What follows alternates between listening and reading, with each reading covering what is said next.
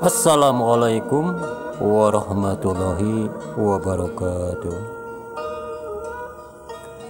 Mitra-mitra sadayana tepang deui sareng Kang Arit dina acara dongeng Sunda. Ieu dongeng anu nyandak judul Anak Titipan Siluman seri ke-38. Bagia mitra-mitra, mudah-mudahan dina daget ayeuna nuju dina kedamangan. Dina seri ke-38 nyaeta nuju nyarioskeun Nyi Cici anu nuju di bumina Abah Juhri nya dugi kadinya. Semoga supados teu nyangkolong ti kana waktos ieu acara dongeng Sunda urang kawitan bae. Der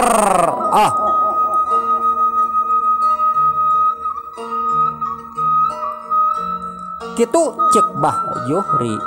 Tok sini nyarita. Ya bener Nyai, ulah pedah-pedah urang geus loba nu mikahayang atawa kena bakal loba nu resep. Da ari ngaran awewe mah cek dini mah kurang pantes lamun loba anu marebutkeun teh lain alus kitu cek si Nini. Sabenerna mah si Nini hariwangeun pisan ka incuna teh bisi jeung bisi aya nanaon. Ari pamikir si Nini hiji kolot kahayangna teh geus we atuh kanu geus hayangeun ka manehanana nyaeta pan aya anu bogoheun ka Nyi Cici ngan pan ditolak ku Nyi Cici.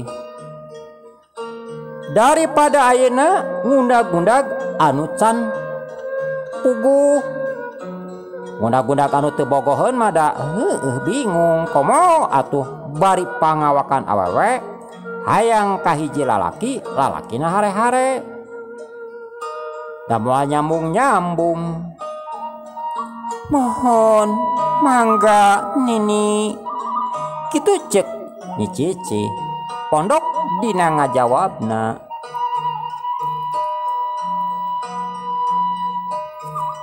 da pikiran pikir Nyi Cici mangan hiji hayang geurap panggih jeung balung, hayang ningali reaksina kumaha ka diri manehanana.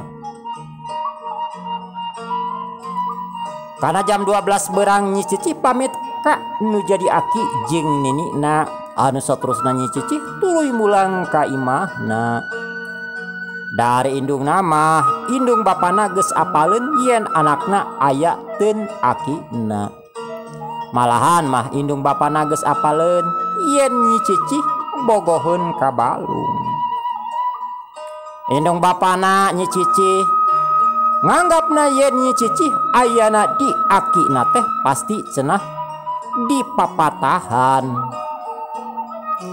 Da indung bapana geus ngarasakeun taluk ku sifat jeung kalakuan nu jadi anakna anu kacida heurasna. Nyi Cici dina lempangna terurusuhan barang sok kahiji pengkolan anu kakenca mah nyaeta kateun Mang Omen atawa kateun balung. Are anu katuhu mah kakatuhu kateun imah manehanana. Are tadi pengkolan teh aya warung biasa, warung teh pangeureunan anu garawe. Bawa anu balik ti kebon atawa kadang-kadang nu rek ka kebon sok nyimpang heula ka warung. Atawa tamu anu rek ngahaja ka lembur dangdeur. Atawa para bandar biasa bandar teh sok nyokot barang. Loba pisan anu areureun di eta warung. Didinya kabeneran loba budak lalaki, ari budak lalaki keur mejehna kumincir mun cek urang teh mah. Sarua eta budak lalaki teh babaturan Nyi Cicih jeung babaturan balung. Kan dari budak lalaki mah ka Nyi Cicih teh teu pati resepeun. Eta cenah sifatna aduh ampun sok cantik teh, sok geulis teh, sok kaya teh. Jadi budak lalaki teh teu pati raresepeun. Ngan ari keur balung mah sanajan kurang resep ka saha ge tara ngacikeun ari keur balung mah. Barang Nyi Cicih kadinya pamuda anu aya di dinya mane colohok bengong. Neuteuk antep ka Nyi Cicih. Ningali Nyi Cicih teh mani kalinglap geulis kawanti-wanti endah kabina-bina kitu ceuk bahasa pawayangan mah. Mata kaedanan anu nampo tina awak siga aya cahaya mata geget anu nempo. Moal bosen anu nampo. Pok hiji pamuda nanya ka Nyi Cicih. Ari ngaranna eta pemuda teh Jang Akri.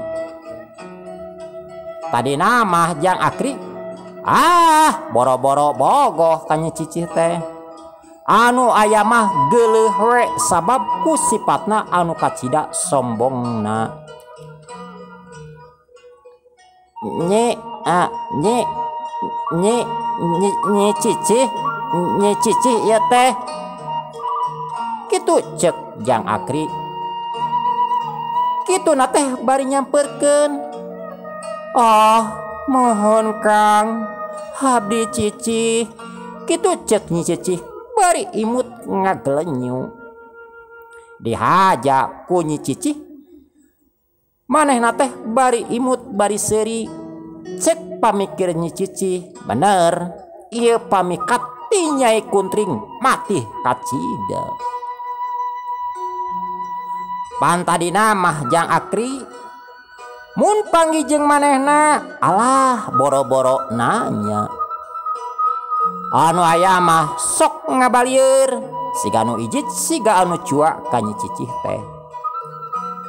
Atuh Jang Akri ningali imutna Nyi Cicih ampir ngalepek ngan prek deku sirana tanggah kana beungeut Nyi Cicih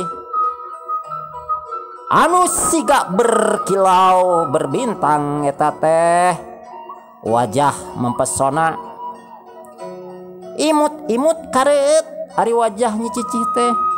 Imut-imut menggoda. Ningali angkeutna meuni siga nu nyoy-nyoyan nog sapotong. Ningali tarangna mane babarasatan lancah mentrangan. Eta ningali lambaina meuni beureum tur ngagondewa. Ningali tarangna sok sanajan aslina mah irung Nyi Cicih teh bangir ka jero, tapi eta meuni kuwung-kuwungan. Sarua Jang Ato Jang Ii oge teh sirikna panonna mulan ningali kageurisan Nyi Cicih. Pok Jang Ii maksakeun nyarita. Nyi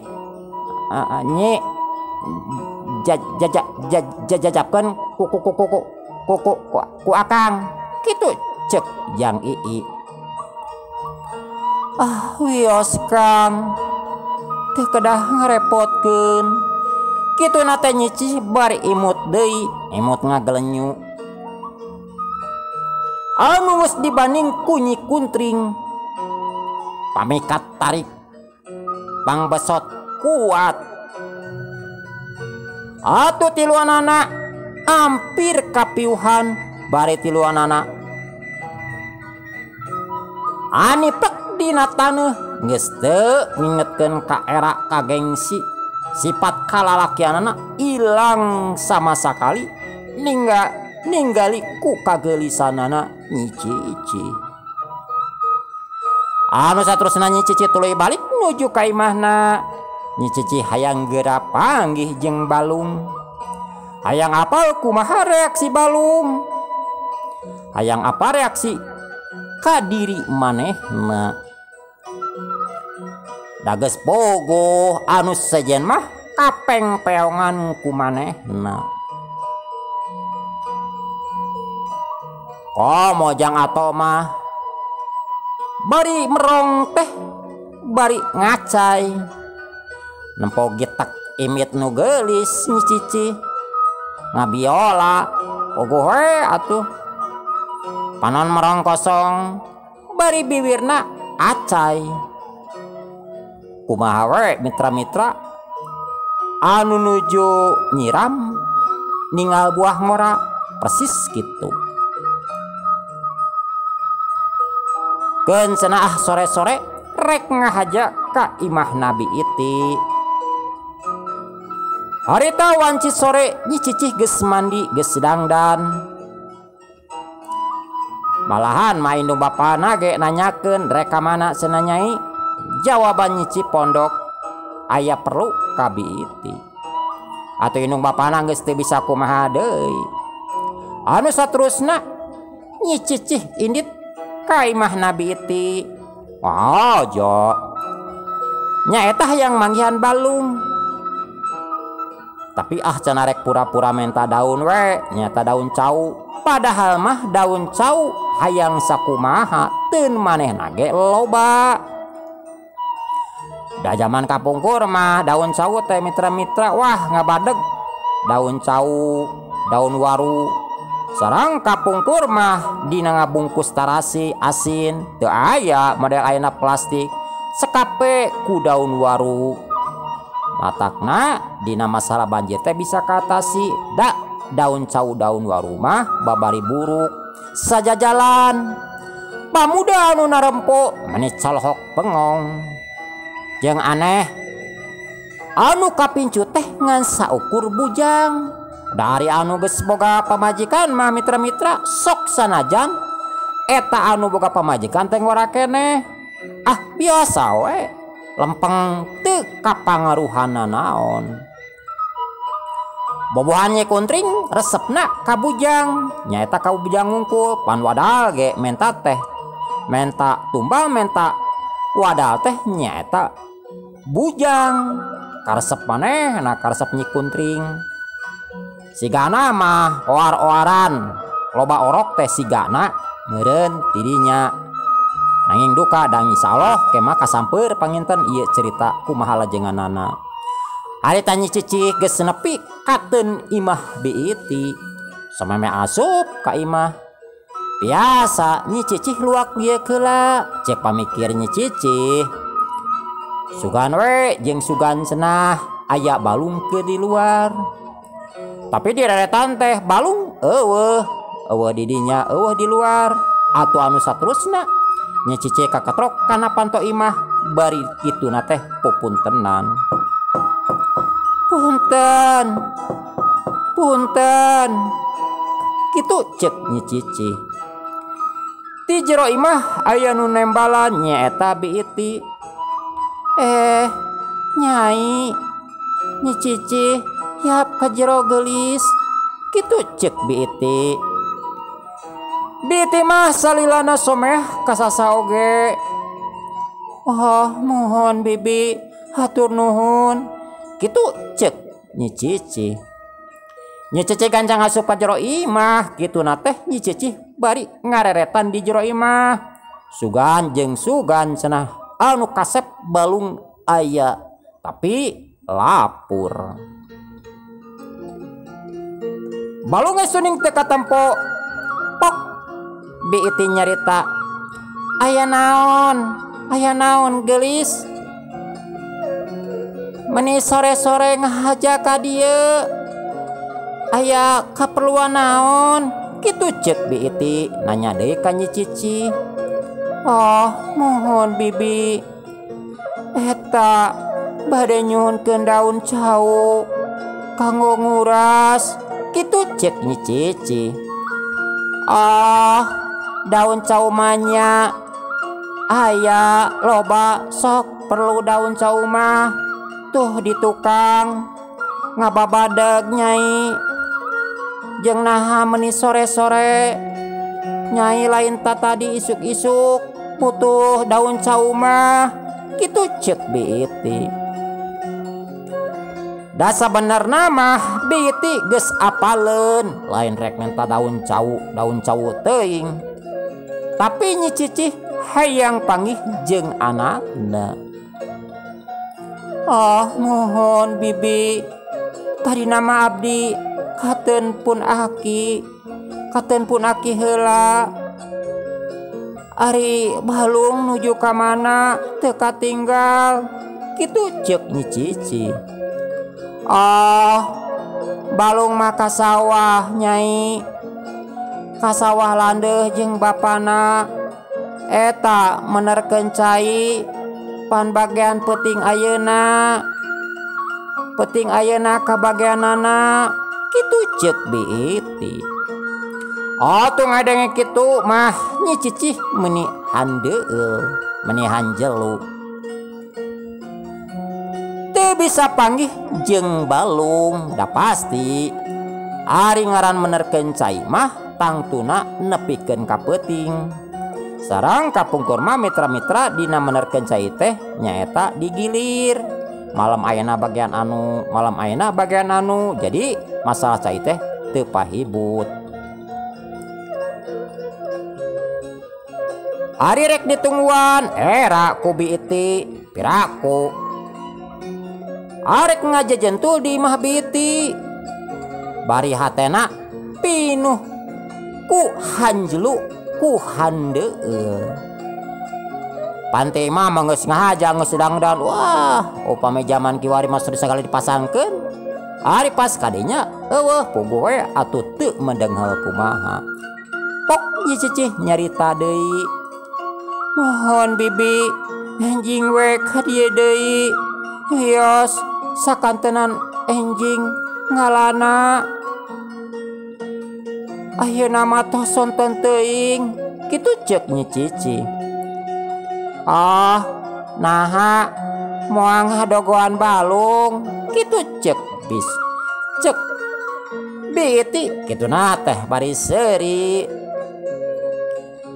Da Biti ge geus apaleun tujuan Nyi Cicih kadinya teh rek naon. Moal Bibi bade uwi we katami sonten teuing. Kitu ceuk Nyi Cicih bari tungkul asa kaisinan yen hatena kateguh ku Biti. Atuh anu saterusna Nyi Cicih tuluy indit rek mulang ka imahna.